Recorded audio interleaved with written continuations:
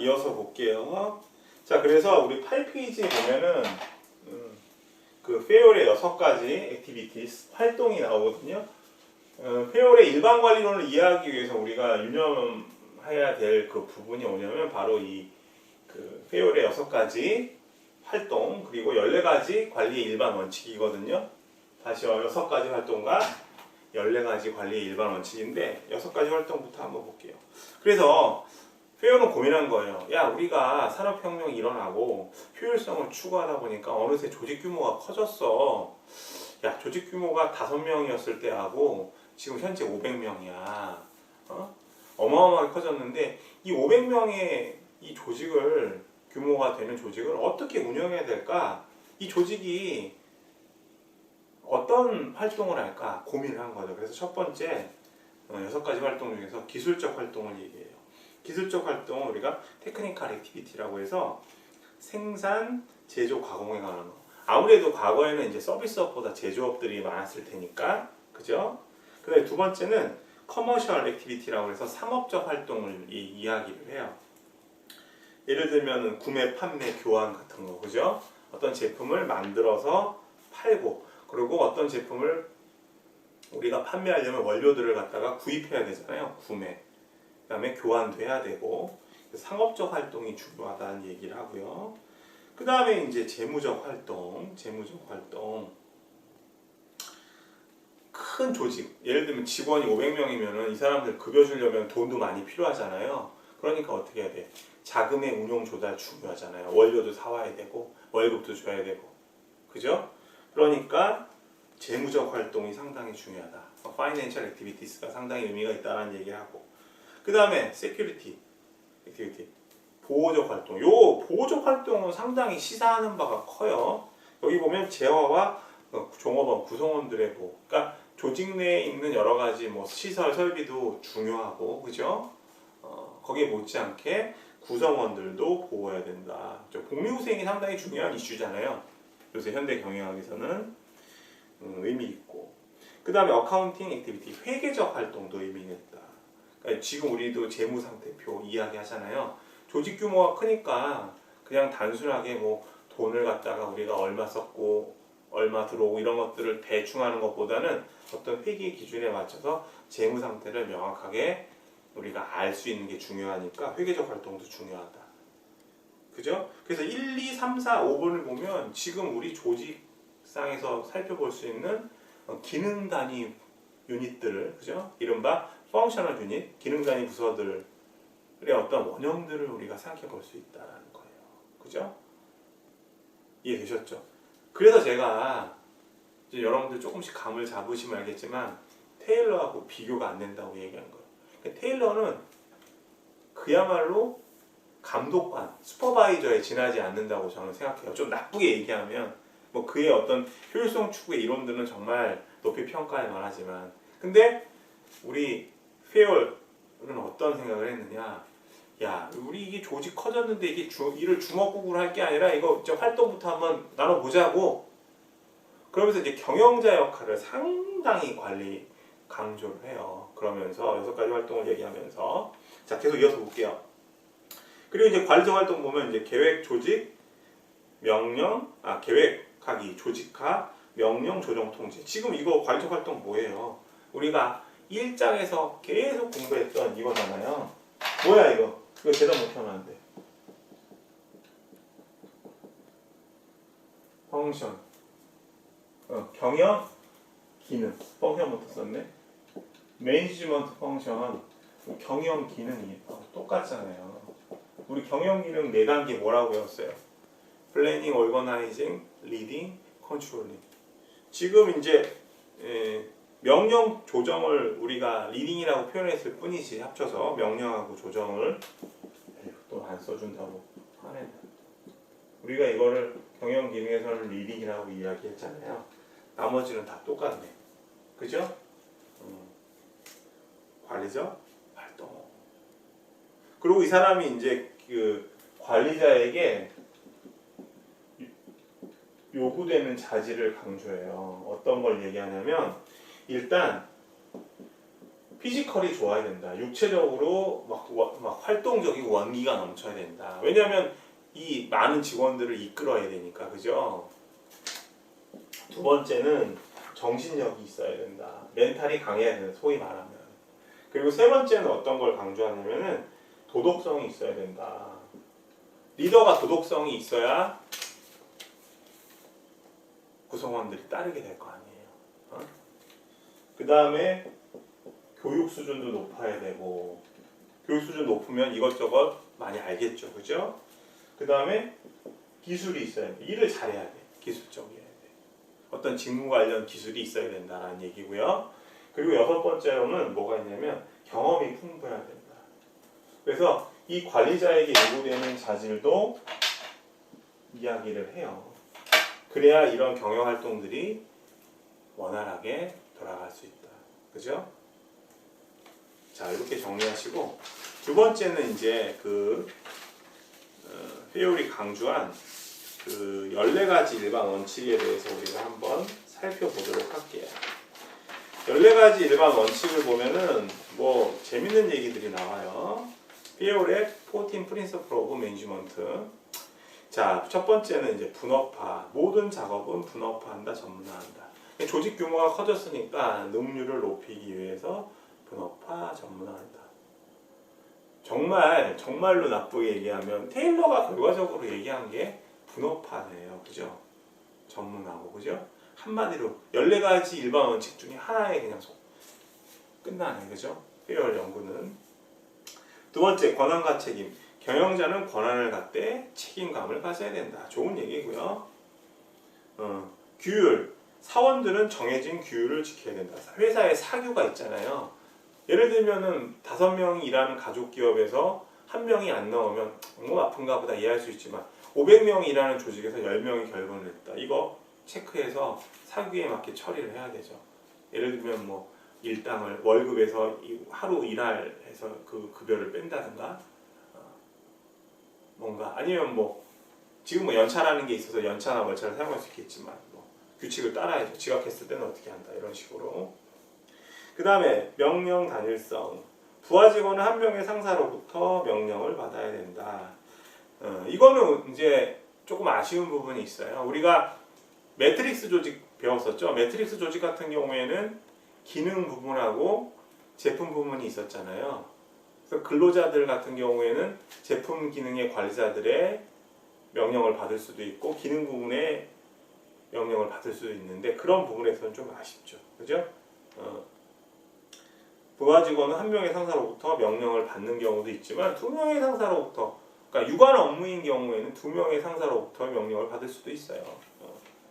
근데 이제 명령 단일성 같은 경우에 어떤 조직 체계를 위해서 이야기를 한 거겠죠. 조직의 어떤 효율적인 그런 계층을 얘기하기 위해서. 그 다음에 지시 단일성. 목표를 달성하기 위한 액션 플랜, 실행 계획은 하나만 존재해야 된다. 요것도 좀 아쉬운 면이 있어요. 제가 볼 때는. 왜냐면 지금은 이때만 해도 이제 페어 같은 사람도 테일러와 마찬가지로 조직이 영향을 받는 외부 영향 요인에 대해서는 전혀 생각을 못했거든요. 추정을 해보면. 그러니까 여러 가지 액션 플랜을 갖다가 생각 못하고 하나만 있어야 된다고 얘기하는 거죠. 지금은 환경 변화에 따라서 뭐 플랜 1이 나올 수도 있고 플랜 2가 나올 수도 있고 플랜 3가 나올 수도 있잖아요. 그죠? 그러니까 복잡한 환경 하에서는 테일러의 어떤 지시 단일성은 잘 맞지 않는다. 이렇게 우리가 얘기할 수 있어요. 그 다음에 여섯 번째, 조직 목표. 조직의 목표가 개인의 이익보다 중요하다. 이것은 우리가 정실배제 원칙이라고 해서 정실배제가 무슨 뜻이냐면 사사로운 정의나 관계에 이끌리지 않는다라는 거예요. 정실배제는 사사로운 정의나 관계에 이끌리지 않는다. 그러니까 공적인 어떤, 그죠? 그다음에 조직의 전체 목표가 개인의 이익보다 중요하다는 거. 조직 규모가 커졌으니까 당연한 거지. 사리사욕을 채우지 않는다는 얘기하고도 일맥상통하다고 이야기할 수 있어요. 특히 우리 전문 경영자 체제에서 우리가 생각해 볼 수 있는 이슈는 정실배제의 원칙을 명확하게 우리가 알고 있다고 한다면 대리인 문제 같은 경우 발생하지 않겠죠. 그죠? 대리인들이 대리인 문제 기억나시죠? 전문 경영자가 경영을 함으로써 발생될 수 있는 문제, 그죠? 그 대리인이 책임을 다하지 않음으로써 생길 수 있는 문제를 얘기하는 거죠. 자, 그 다음에 이제 보상을 보시면은 공정한 보상으로 동기부여시켜야 된다. 저는 7번 같은 경우 동그라미 하나 쳤으면 좋겠어요. 별표 치고. 너무 중요하죠. 최근 우리 사회나 그죠? 조직에서 이슈를 보면 이 보상에 있어서 특히 공정성, 보상을 얘기할 때 우리가 에쿼티, 공정성하고 관계를 지어서 이 생각을 많이 하거든요. 그러니까 제대로 보상을 못 받는 경우도 있어요. 특히 공정성에 있어서 똑같은 일을 했는데 급여를 적게 받거나 다른 처우 차별받는 경우. 근데 당시에 이게 지금으로부터 한 100년이 훨씬 넘었죠. 그죠? 100년 전에 구성원들을 동기부여시켜야 된다. 공정보상에서. 대단한 사람인 것 같아요. 그 다음에 직권화. 권한위임은 적 상황에 따라 적정 수준으로 유지해야 된다. 우리가 센트럴리제이션, 그래서 의사결정의 집중, 집권, 그죠? 의사결정에 있어서의 집중에 대한 이야기를 했었죠. 근데 이것들을 적정 수준으로 유지해야 된다. 권한위임도 생각해 볼 수 있어요. 그죠? 상당히 중요한 이슈다, 이것도. 14가지 원칙 하나하나 지금 현대 조직하고 그 매칭해서 보면 정말 대단한 것 같아요. 그 다음에 이제 수직적 의사소통. 의사소통은 수직적 계층에 따라 이루어진다. 그죠? 수직적 계층에 따라서 이루어졌다고 생각하니까 이미 조직 규모가 커졌다는 것들을 우리가 생각해 볼 수 있죠. 그리고 수직화되어 있고 피라미드 되어 있고, 그리고 생각해 볼 수 있는 이슈는 스페어 오브 컨트롤이 상당히 좁다라는 거, 그죠? 통제의 범위가 좁다. 수직적이니까. 그러니까 규모 당연히 크겠지. 그 다음에 질서와 순서. 자원들은 순서에 배치되어야 된다. 그죠? 뭐 뻔한 얘기고. 그 다음에 공정. 경영자는 모든 구성원들을 공정하게 대해야 된다. 당연한 얘기고요. 그 다음에 12번도 한번 동그라미 칠까요? 고용보장. 이직률을 낮추고, 그죠? 지금도 중요해요. 이직률이 높다라는 거는 조직에 대해서 구성원들이 몰입이 없다라는 거죠. 그걸 이제 우리가 오르거니제이셔널 커미트먼트라고 해서 조직 몰입이라고 하는데, 조직에 대해서 충성하려고 하는 마음이 없는 거죠. 이직률이 높다라는 거. 그리고 고용 안정시켜야 되죠. 지금 우리 사회에서 정규직, 비정규직 간의 어떤 이슈들이 얼마나 이게 큽니까? 이런 것들. 그 다음에 이제 주도권, 이니셔티브라고 해서 경영자는 참신한 생각을 실행에 옮길 수 있어야 된다. 실행에 옮기려면 해당 어떤 과업 수행 방식에 대해서 여러 가지 전문적 기술과 경험이 풍부해야 된다는 거죠. 그죠? 경영자가 주도권을 가지고 여러 가지 일들을 앞장서서 설계를 다 해주고 구성원들이 올 수 있도록 할 수 있는 것. 이런 것들을 의미해요. 그러려면 경험과 충분한 능력을 갖추고 있어야 된다. 그러니까 조금 전에 설명했던 관리자가 갖춰야 되는 어떤 자질과 일맥상통하죠. 그 다음에 단결. 그죠? 경영자는 구성원들의 사기를 높이고 일체감을 가질 수 있도록 해야 된다. 당연한 얘기죠. 7번, 12번 같은 경우 특히 그 보상과 고용 보장에 있어서는 상당한 어떤 의미가 있다. 현대 경영학에 살펴가고. 그래서 테일러의 이론들하고 페이올의 이론을 비교해 보면, 제가 계속 이제 반복해서 말씀을 드리지만, 테일러 같은 경우에는 근로자를 어떻게 일하게 할 것인가, 말을 바꾸면 생산 현장에서 근로자들을 관찰해서 어떻게 하면 효율성을 올릴까에 대한 부분에 관심을 둔 반면에, 페이올은 경영자적 입장에서 조직 전체를 운영하려는 원리를 발견하려고 했다. 이게 상당히 중요한 이슈가 되죠. 자, 그 다음에 베버의 관료제 한번 볼까요? 베버의 관료제를 좀 우리가 일반관리론의 특징 안 했나? 일반관리론의 특징을 보면 조직을 운영하려는 일반 원리를 발견하려고 노력했다. 그리고 현대 경영학이 발전하게 된 중고적인 틀을 제공했다. 14가지 일반 원칙을 통해서 여러 가지 이슈들을 제시했죠. 물론 단점은 있어요. 예를 들면 좀 추상적이야. 그죠? 액션 플랜은 뭐 하나만 존재해야 된다, 뭐 공정 보상을 해야 된다 이렇게 얘기를 하는데 구체적으로 어떻게 할 것인가에 대한 얘기는 없잖아요, 그죠? 그런 면에서는 테일러가 낫죠, 그죠? 테일러는 효율성을 높이기 위해서 타임 스터디하고 모션 스터디 해야 돼. 근데 페율은 이슈들에 있어서 중요성을 부각을 시켰지만 구체적인 방법은 이야기를 못했죠. 큰 틀만 제시하고. 그래서 그게 이제 한계점이라고들 지적들을 하는데 어찌됐건 뭐 패러다임을 던졌다는, 준거를 던졌다는 의미에 있어서는 상당히 의미가 있다. 준거들을 던졌다는 측면에서는 상당히 의미가 있다고 봅니다. 그 다음에 이제 하부의 기능, 활동을 강조한다. 6가지 활동 이야기했고, 그리고 여전히 환경의 어떤 위험 요인은, 기회 요인은 생각하지 못했다라는 거고요. 자, 관료제 한번 볼게요. 관료제는 이렇게 한번 보시면 돼요. 일단 우리가 관료, 지금 시간이 충분치는 않지만 해보겠습니다. 이 관료라는 게 뭔가, 우리 관료제가 본격적으로 도입된 거를 우리가 이제 뭐 학자들마다 좀 차이는 있지만 우리나라 이제 고려 광종 때 이제 과거제도가 도입되면서 고려 시대 때부터 과거제가 이제 활성이 되잖아요. 그렇죠? 활성화가 물론 이제 원서제도 같은 것도 있긴 했지만 광종 때 이제 과거제도가 일어나면서 어떻게 돼요? 예, 이 우리 정부에서 일할 사람들을 시험에 의해서 뽑는 거죠, 그죠? 시험에 의해서. 그러니까 이 관료제 여전히 이제 뭐 문벌 귀족들이 활약하고 있었긴 하지만 고려 시대 때는 고려 전기에는 근데 여전히 이제 시험에 의해서 여전히가 아니고 시험에 의해서 뭔가 관리를 선발한다라는 거는 이게 이제 공식적인 제도잖아요. 그러니까 이제 이거는 이제 고려라는 왕조 자체가 상당히 짜임새 있어졌다는 얘기지. 그러니까 정부 일을 맡을 사람들을 뭐 청거라든가 뭐 누구의 자제를 이렇게 뽑고 뭐 이렇게 하기보다는 시험에서 의거해서 뽑았다는 거는 뭔가 체계가 마련됐다는 거예요. 공식적인 제도가.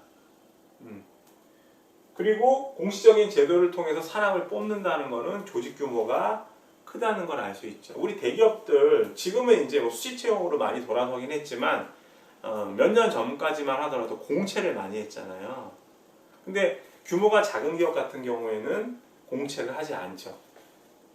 이해되셨어요? 공식적인 어떤 선발을 한다라는 자체가 관료제의 가장 큰 특징인데 공식적인 선발을 한다는 건 조직 규모가 커졌다는 걸 의미하고 조직 규모가 커졌다는 거는 뭘 의미하냐? 학자들이 커진 조직을 어떻게 운영할 것인가. 다시 얘기하면 조직 관리에 관심을 둔다는 얘기예요. 자, 그래서 이 사람은 핵심을 얘기하면 커진 조직, 규모가 커진 조직을 운영하기 위해서, 효과적으로 운영하기 위해서는 관료가 조직을 이끌어 나가는 것이 중요하다 라고 했는데 이 관료는 합리적, 합법적 권한을 갖기 때문이다 라고 이야기를 했어요. 이른바 레이셔널 리걸 오소리티, 합리적, 합법적 권한이라는 말까지 있어요. 갖는다라는 이야기를 했어요. 근데 이렇게 하면 그냥 외우는 것밖에 안 되니까 배경을 좀 시간이 얼마 안 남았지만 이야기를 해볼게요. 그럼 왜 관료가 합리적, 합법적 권한을 갖는가?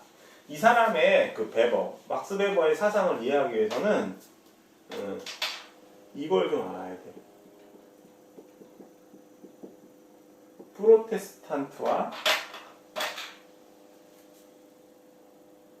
프로테스탄트의 윤리와 자본주의 정신. 프로테스탄트의 윤리와 자본주의 정신. 요 저서가 상당히 유명한 베버의 책인데 이 베버의 책에서는 뭘 얘기하냐면 보통 우리가 자본주의가 이제 탄생한 배경을 보면은 이제 계몽주의하고 그죠? 계몽주의의 영향을 많이 받았다고 이야기하거든요. 계몽주의와 어떤 산업혁명이 이제 믹스가 돼서 이런 자본주의가 발달했다고 보는데 베버는 이 자본주의의 발달을 프로테스탄트가 갖고 있는 윤리라고 이야기해요. 프로테스탄트의 윤리는 어렵게 생각하지 마시고 이 청교도 윤리 생각하시면 돼요. 청교도 윤리. 이른바 금욕과 그 다음에 직업 소명설.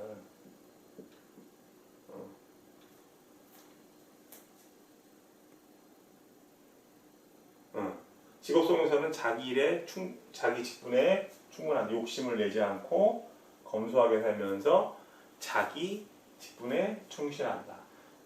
그리고 서구의 합리주의가 결합해서 자본주의가 탄생하게 됐다고 해요. 그의 저서를 보면 서구의 합리주의라는 것은 쉽게 얘기해서 우리 그 그리스 고대 히랍에 등장하는 그 플라톤이라든가 아리스토텔레스가 이성을 강조하잖아요. 그러니까 미국에서 혹은 유럽에서 자본주의가 발달하게 된 가장 큰 배경을 보면 대부분 학자들은 계몽주의와 산업혁명의 영향을 받는다라고 얘기를 하고 있지만 독특하게 베버는 아니야. 그 전부터 청교도의 어떤 금욕주의 그리고 직업소명설을 바탕으로 해서 그 서구인들이 갖고 있는 합리성이 결합돼서 자본주의가 발생한 거야 라고 이야기를 한 거예요.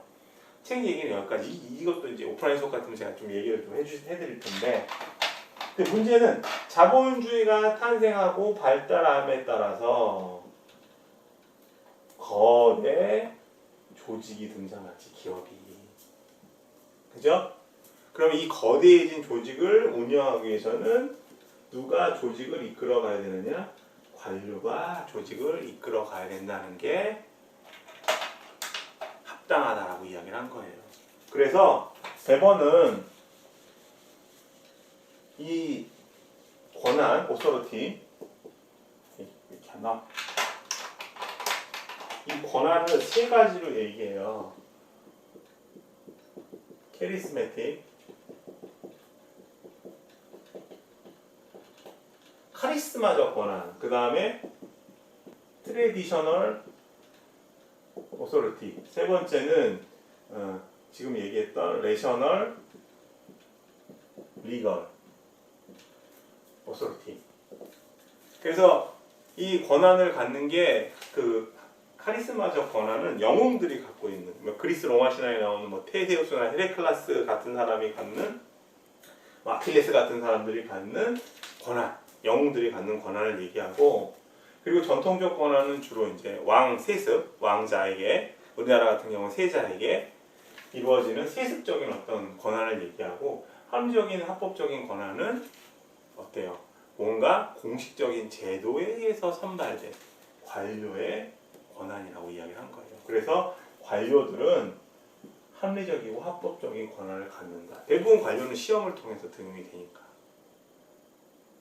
그래야 이제 조직 구성원들이 합법적이고 합리적인 권한을 가진 관리자, 관료의 명령을 받겠죠. 그러니까 거대해진 조직이 잘 운영될 수 있다라고 이야기를 한 거예요.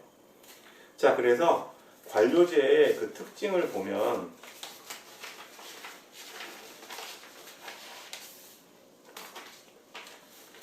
거기 6가지가 등장하는데 한번 봅시다. 공식적 규정과 규칙을 강조한다. 그죠? 거대 조직 운영에 사교가 필요하다는 얘기죠. 그죠? 공식적 규정과 규칙. 이거 우리 앞에서 조직 설계하고 구조 얘기할 때 공부했었죠? 포멀리제이션. 그죠? 공식화가 일어난다. 공식화.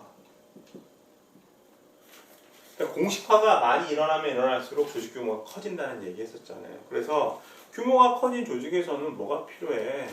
관료제를 위해서는 공식적 규정과 규칙이 반드시 필요해. 그래서 조직 구성원들이 잘못했을 때는 처벌도 하고 여러 가지 상도 주고 보상도 해주고 이런 제도들이 공식적으로 마련돼야 된다는 얘기를 한 거고요.